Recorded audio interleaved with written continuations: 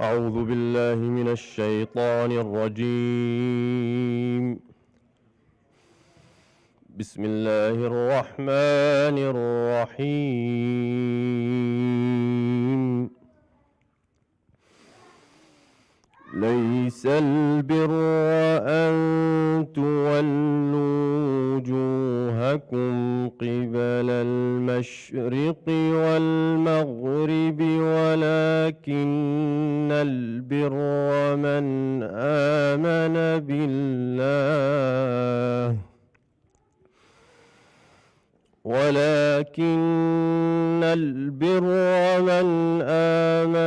بالله واليوم الآخر والملائكة والكتاب والنبيين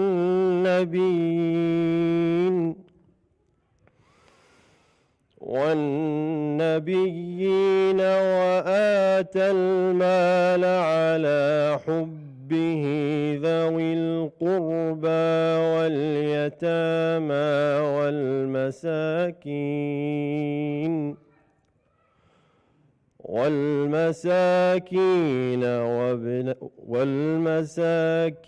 وابن السبيل والسائلين وفي الرقاب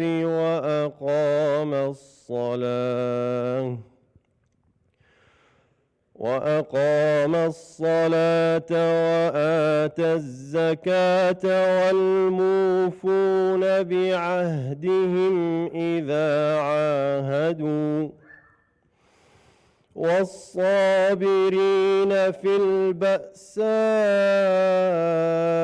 والضراء وحين البأس أولئك الذين صدقوا وأولئك هم المتقون صدق الله العظيم.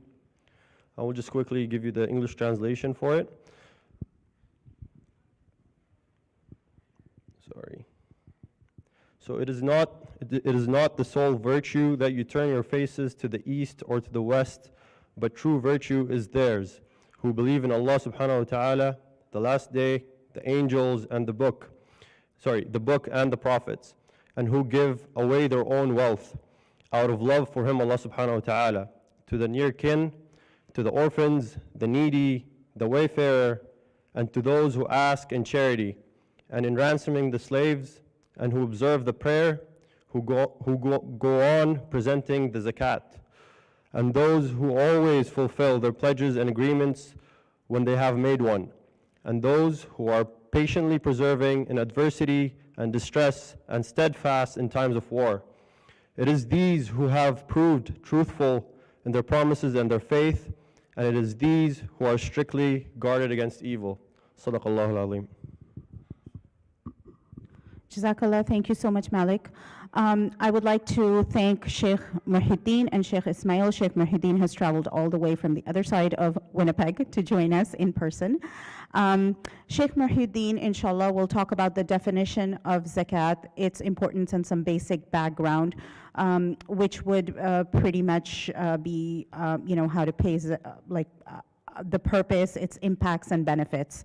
And then Sheikh Ismail will focus on the contemporary aspects of zakat, for example, how to pay on investments, business, registered saving, who qualifies for zakat, the 8 categories, how Muslim organizations should distribute zakat.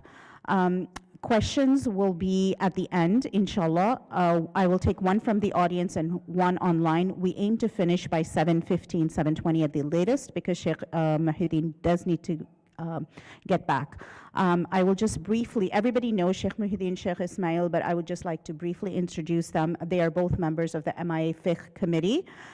Sheikh Ismail is an Islamic scholar, volunteer imam, educator, and has served as a community leader for the Manitoba Muslim community for over 3 decades. He is also a certified general accountant. Sheikh Ismail has studied Islamic knowledge directly under his father, the first Mufti of Eritrea, Sheikh Ibrahim al-Mukhtar Ahmed Umar. Sheikh Ibrahim al-Mukhtar was an Azhari scholar who had the privilege of studying under the direction of more than 93 eminent scholars. And he is also studied with his uncle, older brother. Both were Azhari scholars. His study focuses on fiqh, usul al-fiqh, tafsir, hadith, is a history and Islamic thought. Sheikh Ismail is also an author of, and he authored the book Manitoba Muslim, A History of Resilience and Growth. And Sheikh Muhyiddin is the Imam of Winnipeg Islamic Center, Bilal Masjid. He has a degree in social work and where the Islamic degree, Al-Azhar, I'm sorry, I asked him for his bio and he didn't send it. So with further ado, I will have, inshallah, Sheikh Muhyiddin, you're going first? So yes, please start. Jazakallah khair. بسم الله الرحمن الرحيم الحمد لله رب العالمين والصلاة والسلام على رسوله المصطفى أما بعد السلام عليكم ورحمة الله وبركاته. I think we are, by the mercy of Allah Azza wa Jalla, heading towards almost completing the first half of Ramadan. So we ask Allah subhanahu wa ta'ala to accept our own deeds and the deeds for all Muslims, whoever they are, and to extend our lives to witness many more Ramadans to come, inshallah ta'ala, ameen. And I would also like to acknowledge the presence of Sheikh Ismail Mukhtar and an asset in our community. May Allah put barakah in his effort and contributions, ameen. And thank you, Sister Tasneem and the brothers here for organizing this halaqah for the second time. So my brief talk is about talking about a little bit of purpose behind the obligation of zakah, and also giving a little bit of overview about the requirements for the obligation of zakah. As a Muslims, we know one fact, which is ما من أمر أو نهي في الشريعة إلا له مصلحة أو منفعة دنيوية أو أخروية أو كلاهما معا. There is no command or prohibition in our tradition except that there is a benefit, there is a wisdom, there is a purpose behind its obligation, either for the interest of our worldly lives or for the hereafter, or for a combination of both. Because Allah subhanahu wa ta'ala is Alim and Hakim. And zakah is the same, has benefits both in worldly lives and also in the hereafter. So let me highlight two major purposes of zakah. Number one, scholars said, the purpose behind the obligation of zakah is purification. In Surah At-Tawbah, Allah Azza wa Jalla says, خُذْ مِنْ أَمْوَالِهِمْ صَدَقَةً تُطَهِّرُهُمْ وَتُزَكِّيهِمْ بِهَا وَصَلِّ عَلَيْهِمْ إِنَّ صَلَاتَكَ إِنَّ صَلَوَاتِكَ سَكَنُ اللَّهُمْ وَاللَّهُ سَمِيعٌ عَلِيمٌ. Allah says, take from their wealth, sadaqah. Sometimes Quran uses the word sadaqah referring to the zakah. And now in our culture, when we use sadaqah, we mean general sadaqah. When we use zakah, we use those terms exclusively. But the Quran and the Sunnah, you may see the word sadaqah while referring to the zakah. And that's why the Prophet ﷺ, when he was sending Mu'adh to Yemen, he said, sadaqatan tu'khadu min aghniyaihim ila fuqara'ihim. And he was referring to the zakah at that time. So Allah says, sadaqah, take sadaqah from their wealth, charity, tutahhiruhum, that purifies them, wa tuzakkihim biha, cleanses them. Scholars say there are three dimensions for that such purification. The first dimension is that it purifies the heart of the giver from greed, from hubb dunya, wa tuhibbun al-mala hubban jamma. People love the worldly materials, the wealth. So it purifies us from that obsession, from holding, from the greed. But also, it beautifies us with good qualities, the quality of generosity, the quality of giving, the quality of being compassionate, empathetic, and understanding and caring about other people, which is the essence of Islam. So that's the first dimension of the purification. The second one, it purifies the wealth itself from the rights of those who are in need. So when someone has wealth and they don't pay the zakah, Even though they think this wealth is for them, they worked through their employment, but there is some right, some wealth, some portion, 2.5%, that you don't own, that's actually technically owned, which is the right of other people. So it purifies that your wealth from that right. The third one, that's why zakah is the right of those who are in need. Some people think zakah is the right of the state. So they said, if the state is taking taxes, I don't have to pay zakah. That's really wrong in mindset. The zakah is the right of those who are in need. The third dimension of the purification is that it purifies the heart of the recipients. Because the poor or those who are in need, they may have something in their heart towards those who are more fortunate, those who are well off, those who are rich.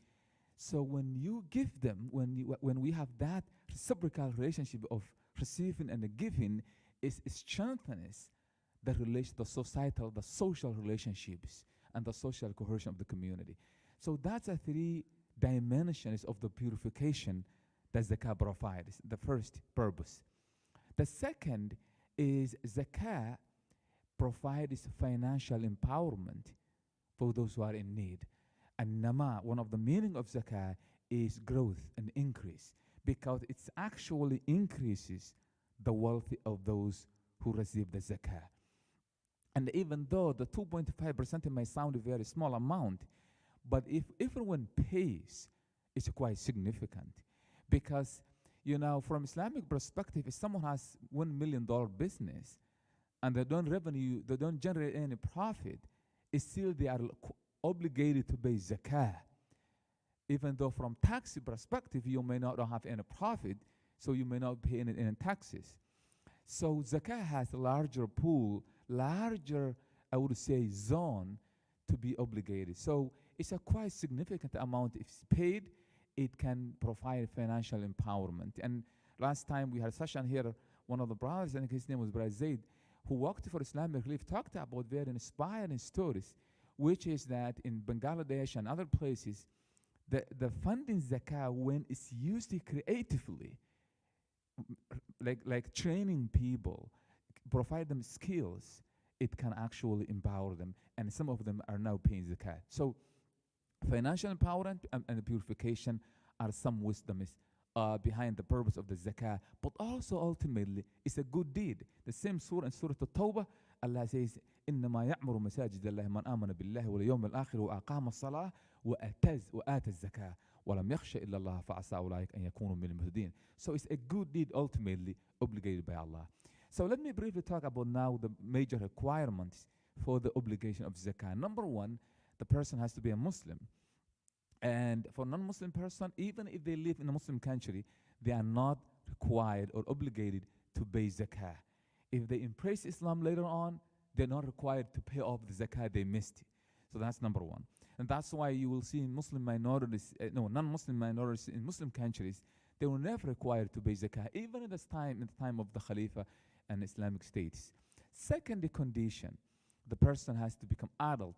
And that's quite controversial. Some scholars said the wealth of children and is subject to zakah. But Imam Hanifa, for example, he says, no, the person has to be adult. So scholars agree that the person, if they are adult, then the zakah is obligated.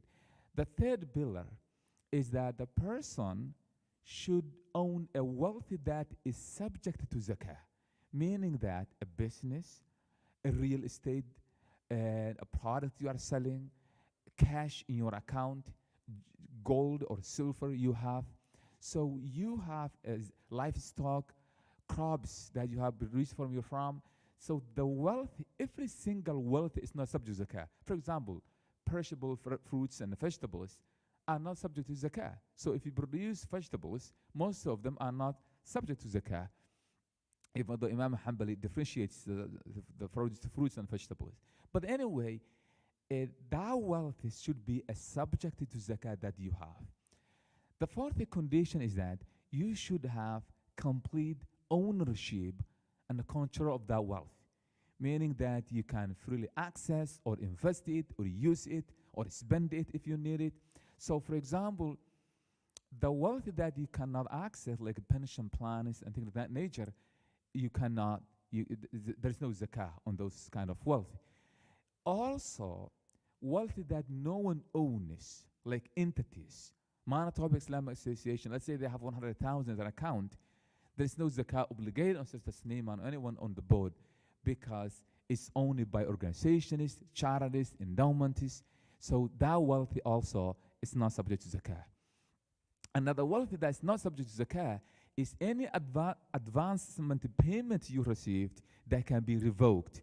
So you got a business contract, and then you got 20,000 advance that if this business becomes successfully, that money will be yours. But if it's not, it can be revoked. So that money, if you are calculating your zakah, it's not subject to zakah because still you don't own fully. So that's the credential. The fourth one, the wealth you have, you should have that ownership for 1 full lunar year. So if you start having this money last 6 months, then there's no subject zakah. You have what we call the hawl for 1 full year.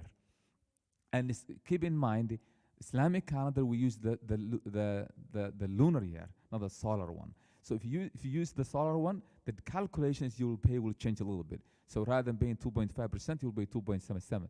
We'll talk about that later on. So if you fulfill those requirements, then that person is required to pay zakah. And zakah is 2.5%. And the final condition, sorry, I meant to mention was the threshold. You have to reach the threshold in which the Sharia legislated for the zakat to be obligated. And that's about the value. It's the value of 85 grams of gold. Sometimes 6,500, sometimes 7,500. And so whatever that value is, if you have that amount for 1 full year and you fulfill those requirements, Muslim, Arab, access that wealthy, you are obligated to pay zakah, and it's immediate. Inshallah, we'll stop there. The Sheikh will go the rest, inshallah. Jazakumullah khairan. Assalamu alaikum wa rahmatullahi. Jazakallah, Sheikh Muhyiddin. Sheikh Ismail is next, and after that we'll take questions. I already have a social media question.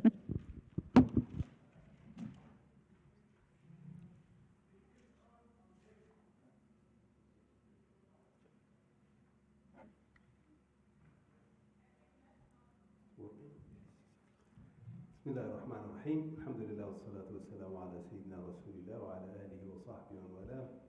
First up, to thank Sister Tasneem for putting this together, and thank you, Brother Sheikh Muhyiddin, for coming all the way to share your knowledge and expertise on this important subject.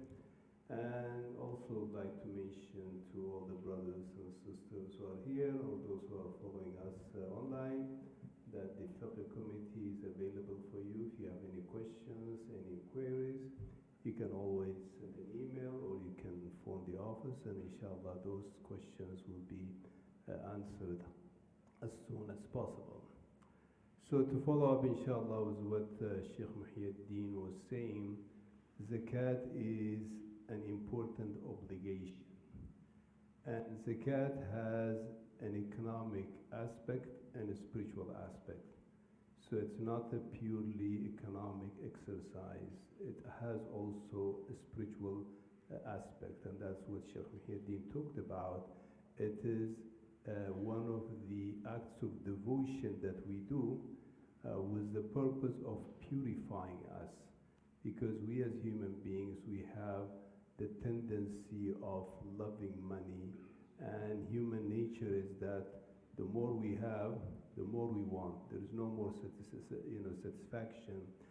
So zakat is an important means of purifying us. So it has a spiritual aspect, it has an economic aspect, and also it has a social aspect. Because as members of a community, you cannot be a community if you don't care for one another. So it has all these important aspects that all together it creates an individual who's caring, and it creates a society that supports one another. Now, having said that, there are important principles to keep in mind. Number one, zakat applies to every asset that we own. Now, one point I should mention is that there are some variations of opinion among scholars in some issues, and some scholars might interpret one aspect differently. Just to give an example, jewelry, is there gold on personal jewelry or not? So there is difference of opinion on that. So there are some areas of zakat, maybe what you hear from us, you might find it different than what you know previously. And if that's the case, that could be because there are some legitimate variance among scholars. But in general, there are certain fundamental principles that we all need to be aware of. So the first one is that zakat applies to every asset. Some people have the perception that zakat applies only to cash. Zakat applies every asset that we own. So it applies to cash, it applies to investment, it applies to livestock if you're a farmer, it applies to the farm produce, it applies to some treasure you find in the sea or in land. So every valuable asset, zakat applies to that. Now, how the zakat is applied differs according to the asset. So, for example, Sheikh Muhyiddin talked about that we pay zakat annually. But for people who farm, the zakat is due when the harvest comes. So every harvest, the zakat is due. And also the rate varies. So the 2.5% applies to cash, gold, investment, and so on and so forth. But there is a different rate for livestock. There is a different rate for farm produce, and so on and so forth. So there are different rules, and that's why if you want to calculate your zakat, perhaps an easy way is to go to one of these online calculations. The Zakat Foundation is one of them. It will make things easy for you. It will take you step by step. So the purpose of this workshop is not to go through the minute details of the calculation aspect, but to have a general perspective and a general understanding. So I'll be highlighting few issues that are relevant to our situation. So Sheikh Muhyiddin mentioned that one of the requirements of the zakat is tamamul mulk. Tamamul mulk, what does that mean? Complete ownership. So complete ownership has two components. One is you own the asset. The second one is the asset is at your disposal. Because sometimes we might own an asset, but it's not available. I cannot sell it. I cannot dispose it at any time. So meaning that I own it and I can dispose it at any time. So when we use this principle, now we look at investments. So typically people in Canada, they invest in tax, they shelter their investments by putting it in RRSP.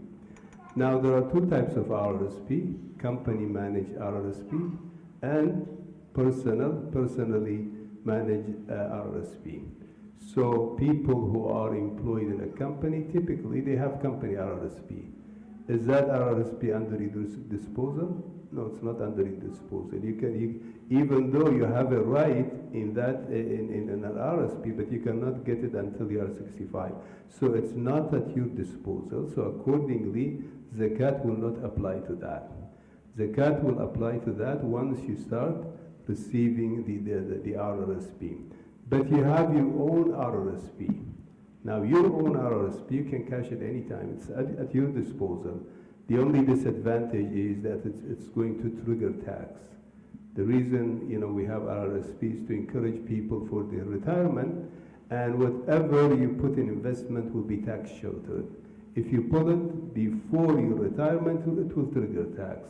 So it doesn't mean that you have to liquidate your RRSP. You can leave your RRSP there, but calculate the value and then take it from your pocket cash or whatever.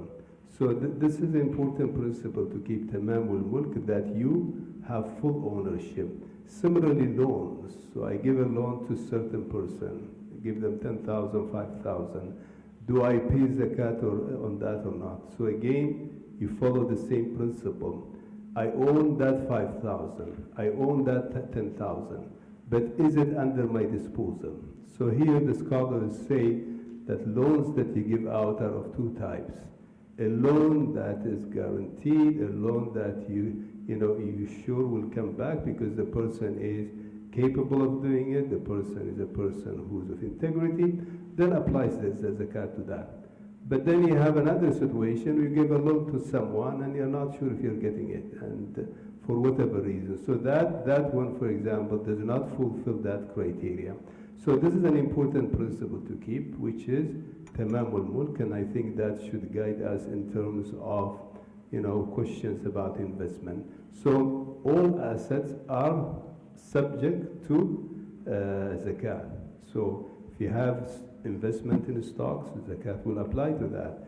If you have a rental property and you're receiving rent, zakat will apply to that. If you have any asset of any nature, the zakat will apply to that. Now, when zakat applies, there are situations where zakat applies on the principal and on the revenue. And there are situations where zakat applies only on the revenue. Okay? So, for example, you have an investment, and again, there are some variations among the scholars on these points, but let's say I am a merchant, my business is to buy and sell, okay? So, zakat applies to the merchandise that I own. So at the end of the year, I estimate the market value of the merchandise, and then based on that, I do my calculation. So in this case, I am applying zakat on the principal, okay? But there are other situations, and this is according to some scholars. For example, I own, let's say, a house or an apartment, and I'm renting it. There is rental money coming. Do I pay zakat on the rental money, or do I also pay on the market value of the house? So here, you pay zakat according to many scholars on the revenue, not on the house, because the house is a revenue generating property. So you're not paying on the principal, rather you are paying on the revenue generated from that. But having said that, there is a caveat here, and there are two situations here. So I buy homes for the sake of generating rental income. That's one situation. The other situation is somebody who buys and sells homes, actively buying and selling. So in this case, the house for me is not, per se, rental revenue generator. It is an asset that I buy and sell like merchandise. So the tax application would be different in this situation. In the first situation where I own the house for the sake of generating rent, then in that case I only pay on the rental revenue.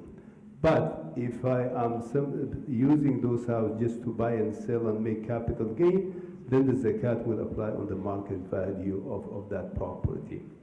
So that's a differentiation that we need to keep in mind. But as I said, because there are so many different assets, the rules applying to them are different. I think in terms of your personal zakat calculations, better maybe to use one of these online calculation, but keep in mind every asset that we have, zakat applies to that. Now there are certain exemptions, like tax, for example. There is always a basic exemption similar to that. The home that you own, that's exempted. The car that you drive, that's exempted. The furniture of your home. So what you use as for your personal day-to-day needs, these are all exempt to zakat, okay?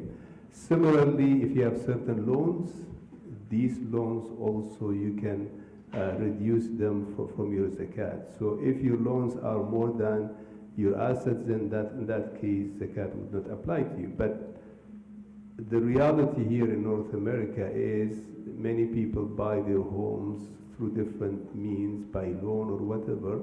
So they have certain obligations. So does that mean, I own a home of 600,000 and my assets are worth, 400,000, means I'm not going to pay zakat forever. So the scholars say, no, you pay zakat and you only deduct the amount that is due for the year. So not the whole amount, not the whole 400,000 or 500,000, rather this year's payment, okay? Now, I'm not saying that the mortgage is permissible, but the interest portion should be excluded because that's not considered to be legitimate. What would be is deductible is the principal part that you have paid from the money. Now coming to those who are entitled to zakat. So the zakat is to people who are in need, the masakeen, people who are destitute, people who are in debt.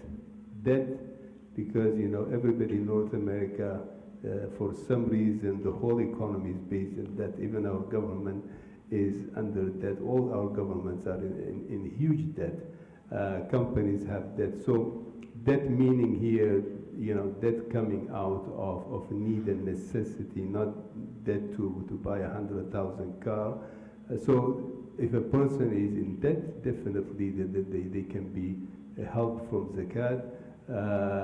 There is a category of those who administer zakat, and this is you know, something that has to be you know, administered very carefully, because for example, if you're a charity, you can only spend, registered a charity, you can only spend certain percentage of what you collect on administrative aspects. Similarly, zakat needs administration because it's a huge, you know, they calculated at the time of the Prophet ﷺ, you have people traveling to villages and to people and calculating their zakat, counting their animals, looking at their crops. So it's a big undertaking. So you need people who are employed. So these are known as al-amilina alayha. So perhaps as we grow as a community, we might need some people to administer the zakat, but it's important to put a cap on the percentage they receive because you don't want to absorb all the revenue that comes from zakat. So basically the people who are in need. But one important principle to keep in mind, and this is based on the practice of the Prophet ﷺ, and the scholars in the books of fiqh, they talk about it.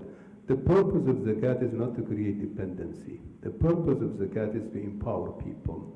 So zakat can be used, for example, to help people find education, to help people learn skills.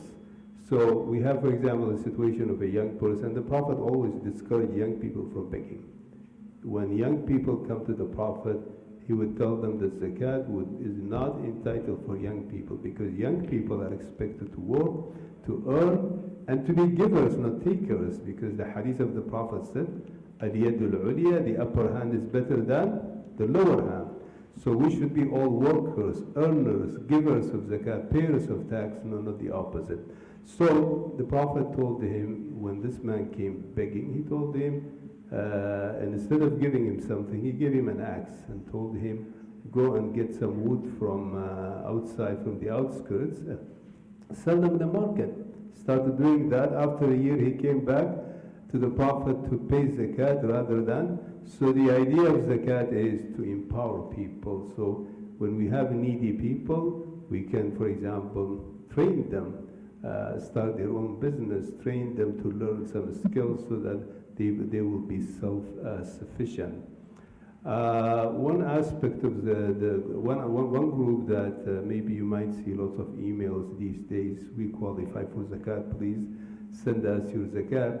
Now relief organizations, definitely, there is no debate about that because they are taking zakat and they are giving it to the poor and to the needy and to refugees.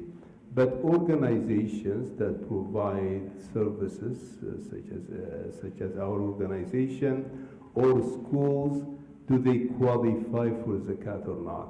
So there is one category among the 8 called fi sabilillah, in the way or in the path of Allah. Now the majority of scholars take the position that in the fi sabilillah is for the purpose of a legitimate fight. For that cause, you know, part of the zakat can be given. Other scholars have expanded the meaning of this verse and they say, no, it's not limited to a legitimate fight, but it can be, it includes other, efforts or other works of da'wah. So, publishing material that introduces people to Islam, using social media to spread the message of Islam. So these other means they say qualify to be under sadaqah. Similarly, also some scholars would say also schools, because schools are important, particularly in where Muslims are in minority, to preserve the Muslim generation, to help them study and learn. They also qualify. But it's also important to differentiate between schools that are for-profit and schools that are not for-profit, because with the growing Muslim communities now, there are schools that are for-profit. And there are many of them, for example, in Europe, but we're talking about schools that are community-based, schools that are not for-profit. So according to some scholars, this would fall under the category of fi sabilillah. So this is just general highlight. Now, one question that comes related to zakat is the tax deductible benefit that you get from zakat. So, for example, you give zakat 1,000 and you get a tax from MIH, registered organization. Then you'll get your tax will be, you have a tax saving of whatever, is it around 45%, I think so.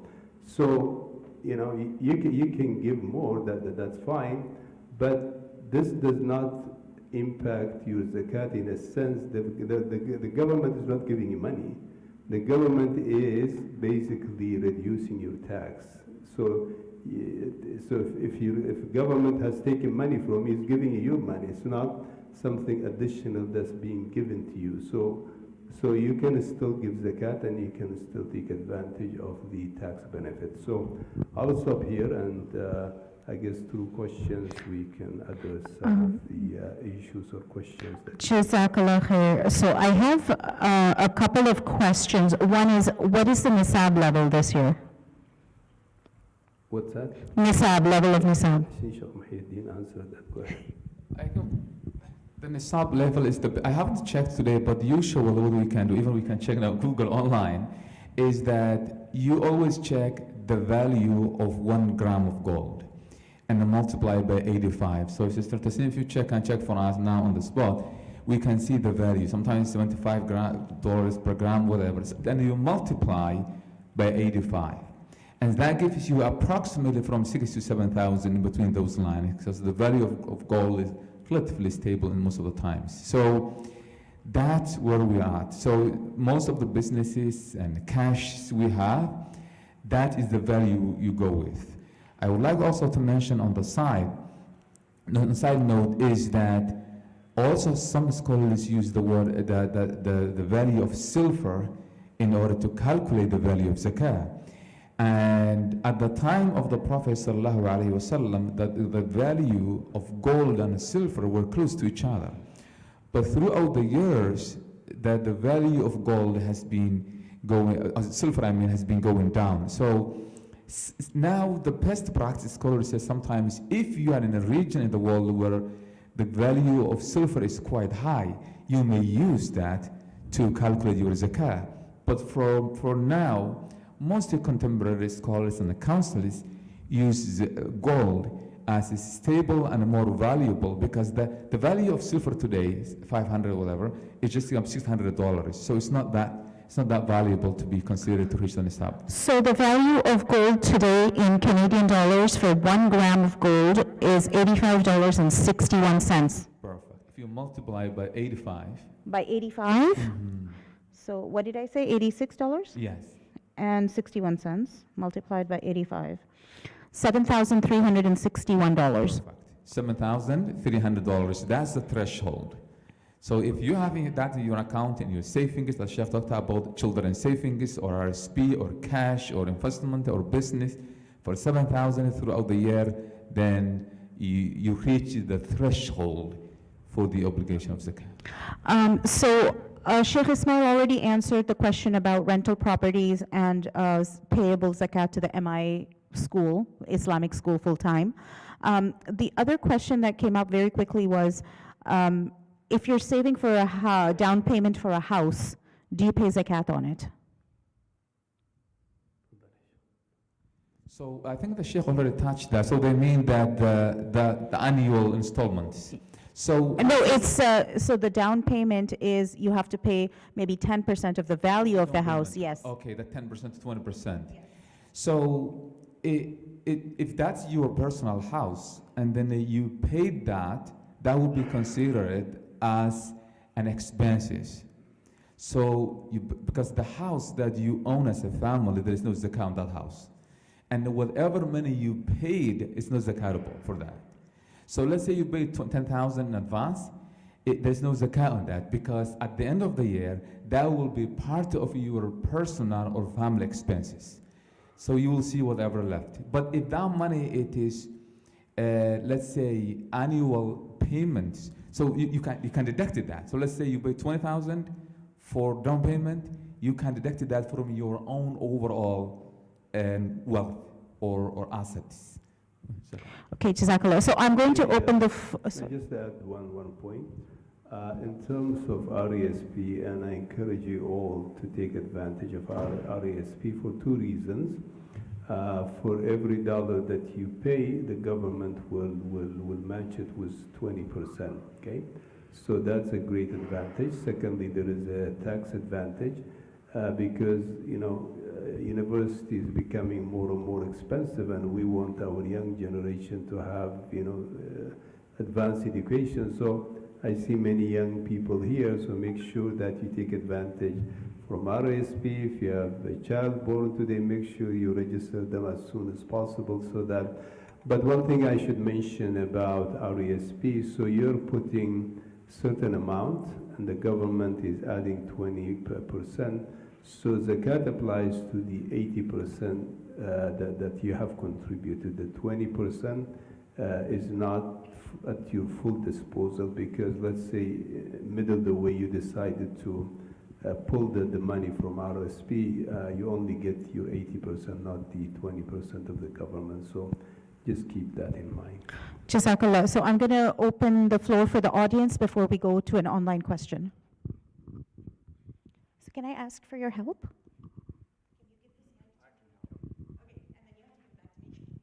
If I stay, sure. One question per audience, please. Will be few but quick. I'll ask for you but quick. Assalamu alaikum. So, Sheikh, you said that about the like every asset that's like worth zakat. It's zakat deductible. Yesterday there was an event happening here about zakat, and one person asked about the diamond. Is diamonds are zakatable too? Well, I mean, again, as I said, there is some variation of opinions among scholars, okay? So you might hear somebody saying other jewelries other than gold and silver, zakat does not apply to that. But in principle, the purpose of zakat, according to some scholars, is that, it encompasses all assets. So diamond is an asset, an expensive asset. Similarly, Sheikh Muhyiddin was saying when it comes to crops, okay, some scholars differentiate between different crops, but Imam Abi Hanifa says anything that's produced from the land, zakat will apply to that, because think about this huge farms that produce millions and millions of dollars, produce vegetables, produce fruits, so zakat will apply to them. So, according to to some scholars, apply to diamond and everything applies to that. Okay. If you heard something different, because it's an issue where there is more than one opinion. Okay. Well, and another thing is about, let's say, when you give zakat, someone deserves zakat, and but when you give zakat to that person, that for sure that money that you're giving as a zakat is not going to be used for a good purpose, but that for some purpose that is inappropriate or like that. Can you still give zakat to that person, even if he deserves, but? Well, I guess first thing is, we don't have to investigate. I mean, as an organization, yeah, that's a different story. But if I am individually giving something to someone, it's not my job to go and investigate. As long as I know that this person is in need, I'll give it to them. But as If long they as do that money after that's up to them. But if I know for sure that they are going to misuse it, my money, they are going to buy drugs with that, Yeah. definitely I wouldn't give to them. you say you I would or would you try to wouldn't? help them in other ways. Okay. Yeah. All right. Thank you so But much. if I know somebody is going to use the money for haram, I wouldn't use it. Thank you. So we have an online question that says it's about gold and jewelry. So if your spouse has gold and jewelry that they wear occasionally, do we pay zakah on it? So no, there's no zakah for, in the fiqh there's a common statement, scholars say, لا زكاة في الحلي المباح المعد للاستعمال. There is no zakah on permissible jewelry that was prepared for personal use. And the permissible here that man cannot have gold and jewelry, say I'm gonna wear it when I need it. It has to be permissible. And so, and there's only one note. Some scholars said if someone has a large amount of gold, for a sister, let's say, that she wears infrequently, I mean, it's once a blue moon one time, and it's quite substantial amount, they said it's more righteousness and piety to pay zakah. That's on side note, but in general principle, there is no zakah on personal jewelry despite the amount it is. Just to clarify, to add to Sheikh Muhyiddin's point, I mean, there are two opinions on this. I guess those who come from sub-Indian continent, because the Hanafi mazhab is prevalent there, the opinion is jewelry, even personal jewelry, you have to pay zakat on that, which others disagree with that. But one thing is, how do we know what's considered to be reasonable? Because scholars say personal jewelry is exempt, so how do we know what's considered to be exempt? So this basically is what's considered to be normal, okay? Because if a woman has jewelry that's, is worth, let's say, $500,000, and the average for the, what's customary in society is for a woman to have gold that's in the range of 10,000, 20,000, that will be exempt. But if she's having gold worth $500,000 or $1 million, then the scholars say that would be considered excessive, and zakat will be applied to that, and that's according to Imam Shafi'i. Sheikh Muhammad, you said that the asset, I have to have the asset for the whole year. So for example, suppose, in my checking account, I have 5,000 in first Ramadan last year, and, I have like 20,000 in the middle of the year, and this year, I have like 10,000. So how much would be zakatable? Very good question, brother. And so, first, I want to just also comment that regarding the threshold. Some scholars require that, let's say you meet the threshold, you had $7,000 this Ramadan. And then next Ramadan, some scholars said, for example, Hanbali Madhab, you should not go deep below that 7,000 throughout the year. While other scholars said, no, it doesn't matter. As long as you met the criteria in the first time, and then you meet the criteria at the end of next Ramadan, in between, there's no consequence. So that, just to keep that as separate information. For your question is that when you are calculating your zakah, it's not in the middle, it's now what you have. So you had, let's say 7,000, that has Ramadan. This Ramadan you have 10,000, but in between you have 30. You are not paying zakah based on 30, because 30 may be wanted for personal use, for expenses. And so if you invest it, that money somewhere else, then you still calculate, and you consider you can factor in. But if it's not and used as a personal expenses, then you will just pay the zakah of what you have at that moment in your account. Okay, so we have a question about student loans, just two parts. One is, for example, if you're a student who has a loan, But as everybody knows, internships are part of going to school.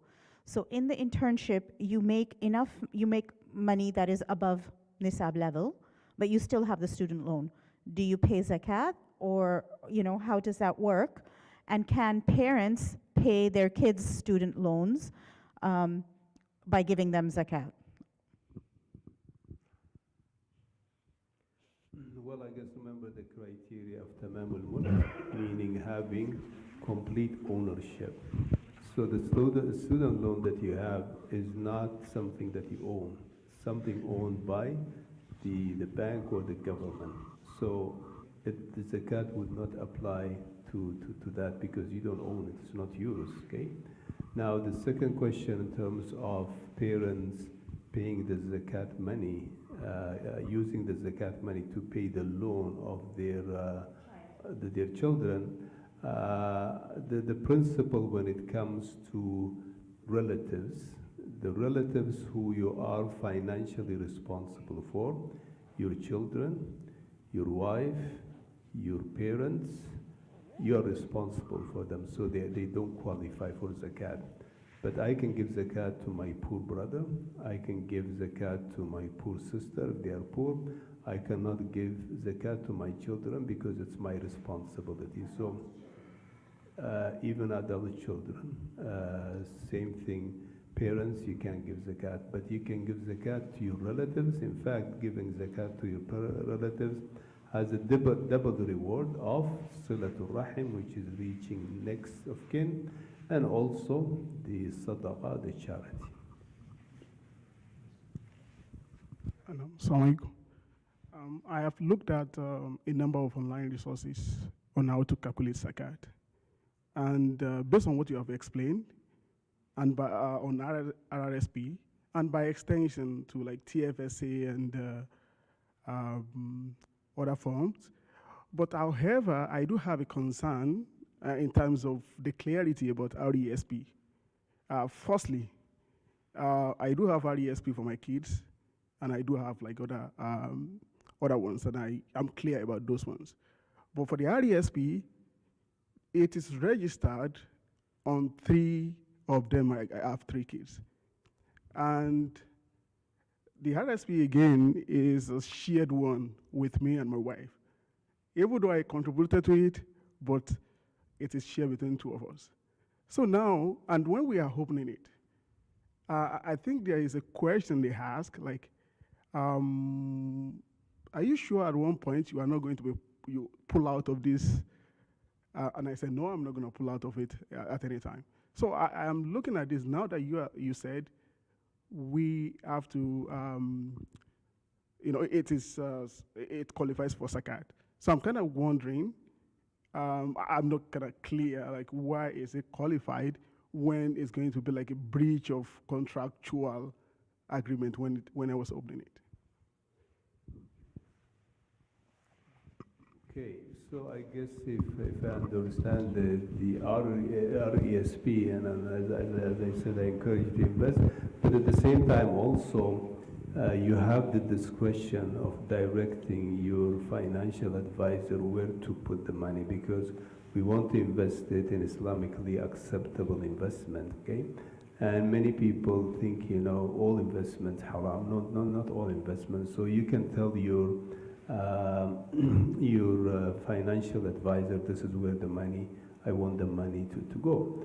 Now, in terms of the application of zakat, yes, you have a contractual agreement, but at any time you can pull it. The only problem is if you pull the money, you lose the 20% and tax will be triggered. So zakat will still, so when I do my zakat calculation, I will take the market value of the 80% of what's in RESP, leave the RSP there, don't touch it, but I include it in my calculation, and then I pay the zakat from the, cash or from other sources. So that way you get the advantage of keeping your investment intact, and at the same time also fulfill your zakat obligations. Did I answer your question? With my wife, we are So it's him and his wife. Yeah. So, I mean, is she working? Both of you are contributing? It's from my money. She wants some time for everything. She just carries the name, or yeah, that's all your money. Yeah, but in part, she wasn't made the primary, but I contributed everything. Yeah, so I guess when you're calculating zakat, she will be calculating her zakat based on her assets, and you will be calculating your zakat based on your assets. If it is shared, then, you know, it's whatever, if it's half-half, then each one will calculate the zakat accordingly. But if the money is all from you, and you just have in the name of both of you, then it will fall under your zakat basket. So a question came, you answered the question about saving for a down payment for a house. Now the question is, what if you're saving for going to Hajj? As we know, the Hajj package this year, I think, is $12,000. So do you pay zakat on that as well? Yes, Hajj will be applicable because, you know, if you performed Hajj and you use that money, then that money is considered to be expense. But let's say the Ramadan comes, we're in Ramadan now, your intention is to go Hajj, and let's say inshallah in June, and you have money in your account, most of it intended for Hajj, is still subject to zakah, because who knows whether you will go Hajj or not. But that's once you meet the threshold, you pay the zakah, and zakah is not consuming that much. 10,000 is $250. So you pay the zakah, and inshallah ta'ala that person can perform Hajj with ever left, inshallah. Barakallahu feekum. Any questions from the audience? In our home country, in Pakistan, we are having a property, okay, and we are paying the installments. Let's suppose we have paid 80% or maybe 100%, but we don't have possession of it. As of now, we don't own it. So do we pay zakat on that? I think Sheikh Ismail already talked about that. So if the house is your house, personal house, there's no zakah anyway on that. No, But we have bought it for investment purpose. Exactly. So if that's the case, then we have to differentiate, is the house prepared for buying and selling it? Then you can consider the entire house value and then deduct whatever liability you have. So if you have 5 houses, and in total of those houses, they are, let's say, $3 million, and your liability is like $500,000 or $1 million, you deduct that as expenses, and because that's, you know, your actual money. Then based on the average you have, your own net worth, you can pay zakat if the house is prepared for selling and buying. If, as Sheikh talked about, it's just to generate profit through rent, then that's a different case. It's based on the rent. It has nothing to do with the household value. Okay, so we pay only on what we have paid as an installment. So Jazakallah khair. I don't have any more online questions. Does anybody have any questions in the audience? It's almost 7:15, so we can let Sheikh Muhyiddin go if anybody's going once, going twice. Nothing?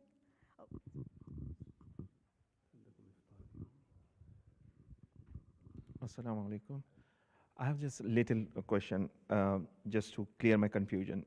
So we have, for example, like gold, you have your investment in your bank account and all those things, right? So we are calculating, what we used to calculate so far is like whatever we have amount of gold, right? And whatever we have spending, savings, we calculate all those things and then we deduct 2.5% zakah on that. That's how it worked, right? Or like if I have gold that is less than $7,000, if the nisab is, and I have amount in my account, let's say 10,000, so I have, that should be like, for example, 5,000 and 10,000, 15,000, I should pay zakat on, right? That's how it calculates. Your question is that you have a little bit of gold and a little bit of cash. Can you combine those in order to value? So there's a variation among the scholars on using. Barakallah fiqh. So there is a variation among the scholars whether you can combine the value of gold, silver, cash or not. So some scholars allow that combination, others don't allow. They wanted to have the gold to reach its own nisab threshold, the cash. But the position mostly that I go personally, I think the Sheikh agrees, is that you can combine, and it's madhahib is also approved that some of them. So you can combine the value of gold you have, a little bit of gold, 3,000, if it's not personal use, and then also cash, you have 5,000 account, so you have 8,000 in total, then you'll pay zakat based on that. Okay. Thank you. What's your question? Ask.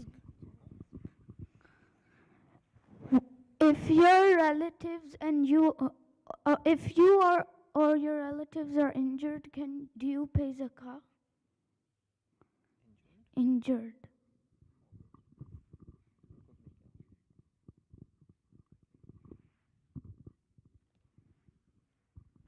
Yeah, inshallah, you pay zakat when you start working. Assalamu alaikum. Just a quick question. So if someone has money after they retire and that's all that they have, they no longer work or anything, and every lunar year they're paying the 2.5%, do they continue every year for that? Online, so. Yeah, I mean, as long as they meet the threshold. Yeah. Yeah, if they have the threshold, yeah, they still keep paying zakat. Okay, perfect. The Sheikh exactly what he said, and that's why it's good not to leave the wealthy consume the zakah. So if it does investment, then the investment may generate profit in order to prevent the zakah to consume the entire wealth. So it's prohibited, for example, the wealth of orphan to put in the bank without any investment, and then the zakah consumes. Barakallahu fiqh. Just additional comment. Just one quick question also on the gold that you give to your spouse when you get married, is there No zakat zakat. on that? Yeah. We have one online question, and then Sheikh Muhyiddin, I will end it. I know you have to leave. It says, the person who is distributing zakat, can he use transportation and expenses to reach the people? Are these expenses, can they be zakat money? I know we can pay his salary from it, but are those zakat expenses? Yeah, so we have a category called وَالْعَامِلِينَ عَلَيْهَا, those who are basically administering the zakat, so they can be compensated for any expense they have. But as I said, that's something we need to be very careful on applying, because it could be potentially abused. So relief organization, for example, here, as part of their charitable status, they have to show how much money they spend on relief and how much money they spend on administration. So similarly, yes, those who are responsible for calculating zakat, collecting zakat, they can be compensated from zakat money in a reasonable way. Yeah. Jazakallah. And just a note on regarding the overall the zakat giving, and also what I think in the future, inshallah ta'ala, what we need is that to institutionalize zakah also in our community and in our organization is here. And as Sheikh talked about in the beginning, the long-term vision of zakah is to provide long-term financial independence for our community members and to support the community. So sometimes we have the mindset that we just give zakah in order to alleviate very acute pain or poverty.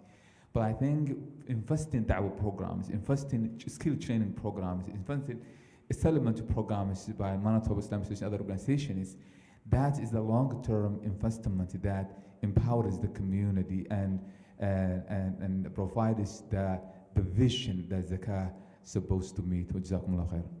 Jazakallah, Sheikh, for coming all this way. Thank you, everybody, for being here. Assalamu alaikum. Just MIA accepts zakat. You can e-transfer zakat at miaonline.org. You can stop by the office. There's volunteers going around with machines.